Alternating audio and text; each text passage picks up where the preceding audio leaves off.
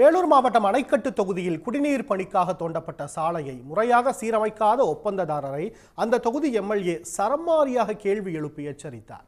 அனைத்து நகரங்களுக்கும் குடிநீர் வழங்குவதை நோக்கமாக கொண்டு செயல்படுத்தப்படும் அம்ருத் 2.0 திட்டத்தின் கீழ் வேலூர் மாவட்டம் பள்ளிகொண்டா குடியாத்தம் சாலையில் பணிகள் மேற்கொள்ளப்பட்டன.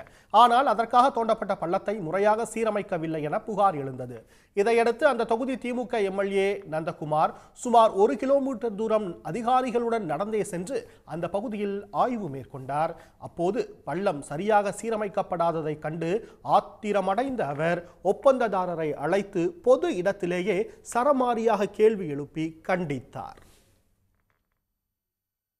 நான் கேட்கறது சார், நீங்க எல்லா தெருவிலுமே இந்த ப்ராப்ளம் இருக்கு சார். நீங்க எடுத்தா உடனே காங்கிரீட் போடணும். என்னம்மா என்னம்மா ஸ்பெசிஃபிகேஷன் சொல்லுங்க, எப்படி போடணும்? அது பேஸ் காங்கிரீட் போட்டு இது சிமெண்ட் ரோடு, அது சிமெண்ட் ரோடு ஜாயின் பண்ணி சிமெண்ட் ரோடு தானே போடணும். எல்லா தெருவும் எத்தனை நாள்ல மறுபடியும் நான் எப்போ வந்து நடக்கட்டும் எல்லா தெருவும் இங்க கிடையாது, ஒடுகுத்தூர் சேர்த்து சொல்றேன். ஏன்னா பொதுமக்களும் வியாபாரிகளும் ரோட்ல மறியல் பண்ற அளவுக்கு அப்புறம் நாங்களாம் எதுக்கு எம்எல்ஏ பண்ணாங்களா இல்லையா? தொடர்ந்து அருகில் உள்ள ராகவேந்திரா நகரில் மேற்கொள்ளப்பட்ட சீரமைப்பு பணிகளின் மேல் படிந்திருந்த மண்ணை தானே துடைப்பத்தால் சுத்தப்படுத்தி இது எப்படி இருக்கு என்று ஒப்பந்ததாரரிடம் எம்எல்ஏ நந்தகுமார் கேள்வி எழுப்பினார்.